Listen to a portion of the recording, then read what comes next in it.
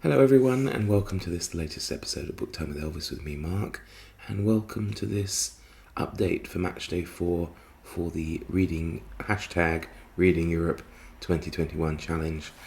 So yeah, we're 4 days in already, and I'm going to discuss the update for yesterday. I'm recording this today because the match finishes, the last match finishes about 11 p.m. my time, and I'm usually up around 4:45 walking Elvis, so it's very hard then to make a video the same night, and then get up in the morning. So yeah, so what happened yesterday? Well, we had 3 more games. Group D continued. That was the group that had England and Croatia. By the way, once again, there will of course be football spoilers, so if you don't want to know the score, don't listen any further.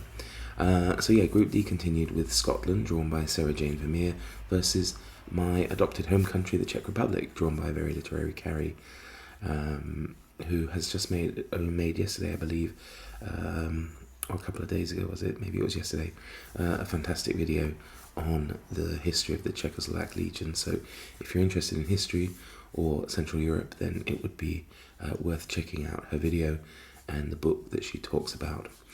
So the result of this game was 2-0 to the Czech Republic. I went to university in Scotland and I live, as I say, in the Czech Republic. So it was a tough game for me. However, despite not having been in a tournament since 1998, and that was the World Cup in France in 1998, and also being on home turf, as well as the rousing edition of Flower of Scotland, unfortunately the Scots fell pretty flat in what was really quite a boring game, with the exception of Patrik Schick's second goal, which came from the halfway line, which went right over the Scottish keeper, straight too far upfield. So the reading result for this match is that Sayer-Jane Vermeer needs to check out something Czech. See what I did there? And very literary Kari gets to enjoy a few days of relaxation. Group E kicked off their campaign with their first match, which was Poland, drawn by Hester Dunlop, versus Slovakia, drawn by John Warner, who has been enjoying a very nice book by all accounts of Slovak poetry, so I hope he'll share some of that with us. The game itself wasn't too bad. It ended up with a Slovak victory of 2-1. It was quite exciting when Poland got their equaliser. However, unfortunately, they did get the first red card of the tournament, which reduced them to only 10 men, making it harder for them to come back once they'd gone 2-1 down. So yeah, unfortunately for Poland, they lost, and fortunately, I mean, it's great to have to read more books, isn't it, actually? Perhaps the winners are actually the losers in this case, in the world of BookTube. But Hester Dunlop does need to polish off something Slovak before Poland's next game, as I think they might struggle against their upcoming opponents of both Spain and Sweden, while John Warner gets to kick back, relax, and enjoy a bit more poetry before his next game. And the final game of yesterday was Spain, drawn by Margaret D.